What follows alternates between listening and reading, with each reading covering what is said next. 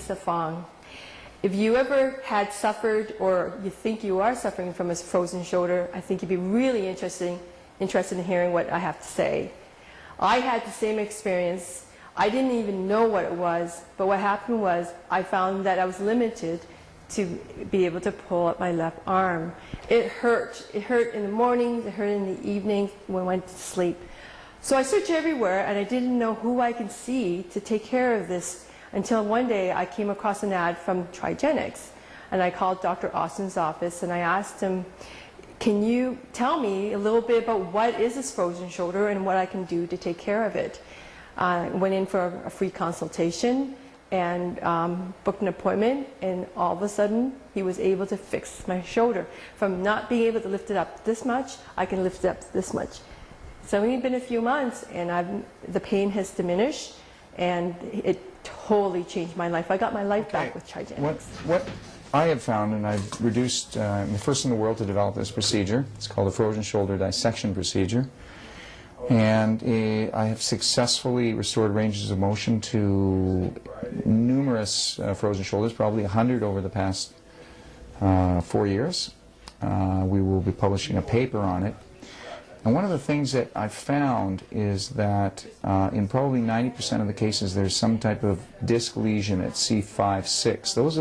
That's the nerve root level where the nerves are that go into the shoulder girdle, the muscles of the shoulder girdle, supplying those muscles with the necessary information to function properly. And if the nerve supply to those muscles is not correct, the muscles will not behave properly, they'll not be able to pull properly, they won't have as much strength against force, and if force is applied against those muscles, where they would normally be able to accept the force with the nerve interference created by the disc lesion, which is often seen on X-ray as degenerative disc disease, and then you see it on the MRI as a disc lesion. That interference will lead to susceptibility of injury of the musculature that can't handle the stress, or of the tendons, usually of the tendons. It may cause a tearing, it may also just cause an inflammatory condition, which in turn can precipitate carrying an effusion of inflammation throughout the shoulder girdle into the capsule and into those areas, into what we call the bursa, which in turn cause some degree of adhesing or adhesions to develop, where the bursa or the capsule begins to sort of stick together. And then the frozen shoulder develops. So I'm looking at the x-rays here of the patient that we're just about to treat, and I can see clearly 1, 2, 3, 4, 5, 6, that at C5, 6 he definitely has a problem. And so and he also has a complete reversal of the normal neck curvature at this point. So if we were to take an MRI, we will probably find some type of a disc lesion, disc herniation, disc bulge with some compression of the nerves that go into the shoulder, making it more susceptible to what we refer to as a frozen shoulder. So we're about to begin the procedure. I'm going to start in the next few minutes. The patient has just gone to see their medical doctor. The doctor has, or the doctor that we work with actually at this clinic, he's put injections into the front and the back of the shoulder into the capsule with some anesthetic, so that the patient doesn't feel as much discomfort or pain during the procedure, because otherwise without anesthetic it can be very painful. We do perform the procedures without anesthetic, or we perform them with anesthetic, depending upon the patient's preference. Sometimes the anesthetic can also be just given orally rather than with a needle, and that's up again to the patient and to their, it's entirely up to them. So that's basically it, and we're going to get started with the Trigenics frozen shoulder procedure. You'll not be coming in on the actual procedure, but we are going to do the good shoulder first, straight up sideways. Straight up all the way up? All the way up as high as you can. Don't turn the hand, keep it this way. Keep it with your Yeah, keep it just like that. Yeah. Yeah, Okay. That's about as high as that one goes, okay. Okay. Now keep that one up. Keep that one and up. let's see the other one now. Okay. No, keep the other one up. Keep that one up. Oh, That's yeah. good. Sorry, it's hard to coordinate. Just two out events. Okay. Okay. Well, That's as far as that goes. yeah, we're stopping there, it Okay. seems. Okay. Just about to do the procedure here now. If I actually hold it down, just relax. I'm just lifting Oh, it yeah, myself. okay. I'm lifting it myself. That's about the end point there. Yeah. If I hold this one down, it's a different end point. Okay, so you've got Okay. we'll deal with this. So this is my good shoulder. Mm-hmm. Okay. That's the good shoulder. And here's the one that the Dr. Austin just worked on. That shoulder. that you saw the before it was locked just in here, right? I couldn't. And I wouldn't have had the. Lift them both together again. Oh, okay. Well, anyway, it's a There heck we of a go, lot yeah. better, right? Yeah. She's on and doing. So we're going to see the shoulder. That's the good shoulder. Let's go. We just finished doing the procedure, and now we're going to see the shoulder we just did the procedure on. Beautiful. And now both of them together. So what do you say? That's good. That's Wow, nice. you wouldn't be able to do that on a frozen shoulder. No. When was the last time you did a push-up? Oh, a long time ago, Months man. ago 12 now. months. Just finished the procedure. Yeah. And we I'm have still a standing. fairly happy patient here. He's able to move his arm, and he's going to get his life back, right? Yeah, so looking let's forward to that. raise that arm up. Let's see it. Here we go. And all the way up to the top now. Hi, I'm Dr. Alan Olo Austin, the founder of Trigenics Functional Neurology and of the Trigenics Frozen Shoulder Procedure. Today, you will already have had your procedure done, and we're going to show you and discuss with you ways in which you can speed up your recovery so that you're able to get your life back again quickly. With me here today is Lisa Fung. She was a frozen shoulder patient very recently, and she attained full recovery in a very, very quick period of time. She was so taken by the procedure and by her ability to once again be able to move her arm freely and be able to live life without pain, that she also took an interest in helping others. She's going to be showing you some of the exercises that you need to know and need to be doing following your procedure.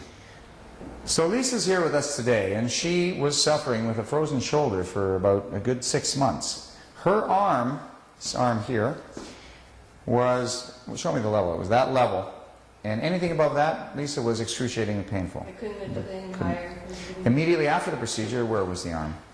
And how long did that take? All of 5 minutes? 5 minutes.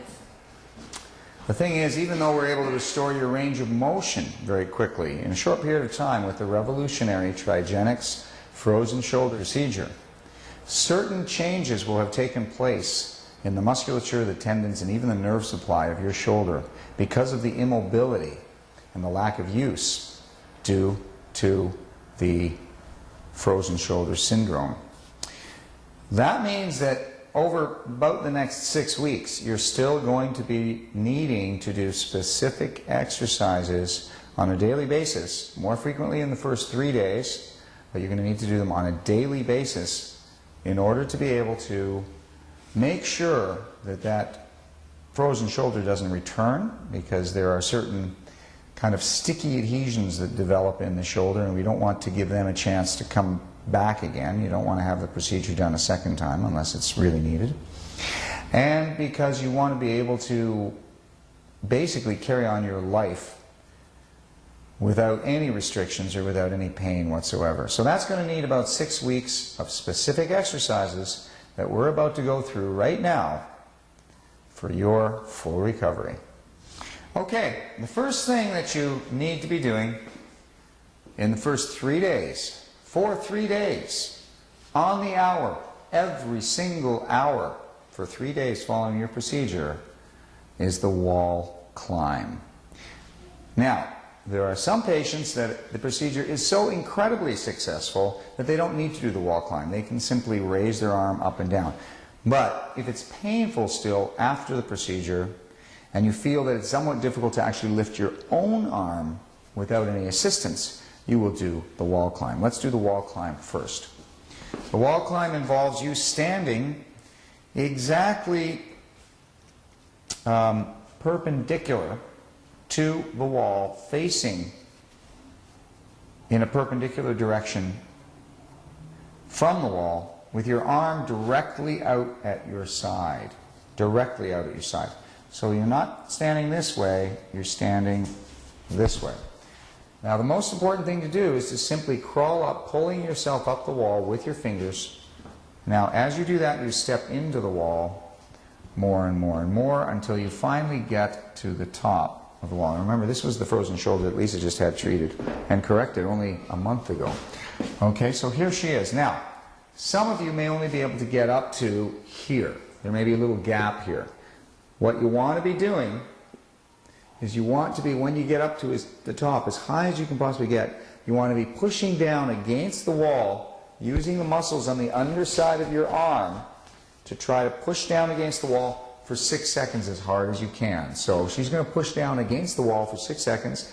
1,000, 2,000, 3,000, 4,000, 5,000, 6,000. And then, actually, let's start here. Okay, let's try that again. Go ahead. And so you breathe, first you breathe in through your nose and stomach. As you're breathing out, you do your pushing. As you breathe out, control your breath. Make a little sound to be able to control it like this. So she's going to be breathing out. As she breathes out, she's pressing down. 1,000, 2,000, 3,000, 4,000, 5,000, 6,000. Now when she finishes pressing, she'll try to push herself into the wall a little bit further to lessen this gap that's here that you may have. Okay? And she'll try to get up a little bit higher immediately after she stops pushing and breathing. Then she's going to start again. Breathing in, out, pushing, pushing, pushing, pushing, pushing, pushing, pushing, pushing, and relax. And then she tries to push herself to the point where she's completely against the wall in the manner that she is now, with absolutely no space between her and the wall. And then she continues to push from that position. And going again, breathing in and out, 1,000, 2,000, 3,000, 4,000, 5,000, and 6,000. What she'll do then is she'll step away from the wall, keeping the hand there. And now what she's going to do is she's going to lower her arm herself slowly. There'll be certain places without the help of the wall. Now, in some cases, you may at a certain point need the help of the wall, in which case you'll come down the wall crawling. If you don't need the help of the wall, then do it on your own, coming down slowly. There will be certain range of motions that will be painful and difficult to do, and there'll be other ranges that will be easy. If you don't need the help of the wall, don't use the wall. If you need the help of the wall, use it. Now, some of you will just be able to do this. And if you're able to do that, what you're going to do is you're going to do this at least 25 times once an hour. Okay? Once an hour. You're also going to do this forwards 25 times once an hour. Okay? If you can't do that unassisted, then you're going to use the wall as well to crawl up in that direction. Going up, all the way up, all the way up, all the way up, all the way up, and you're going to do the same procedure only in this position.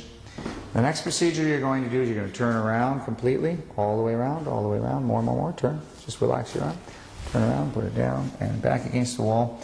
The procedure that you're going to do now, let's say this was her good arm, okay? We're going to use the arm that was worked on, and she's going to put it as far back against the wall as possible this way, holding her hand back against the wall. And then she's going to try to touch the other shoulder to the wall and bring the other hand up and back. What she's going to do now is she's going to push this hand backward as hard as she can into the wall. 1,000, 3,000, 4,000, 5,000, 6,000, and relax. And then she's going to do it again and push it back into the wall. Push the hand, push the hand, push the hand. If there's some difficulty doing that, she can actually help herself. She can hold her wrist with the other hand, pushing it down. Try to keep the shoulder back as far as possible so this arm will be straighter. Okay? And then she's going to push against her own hand in this direction. She's going to hold it. May need to use the whole hand.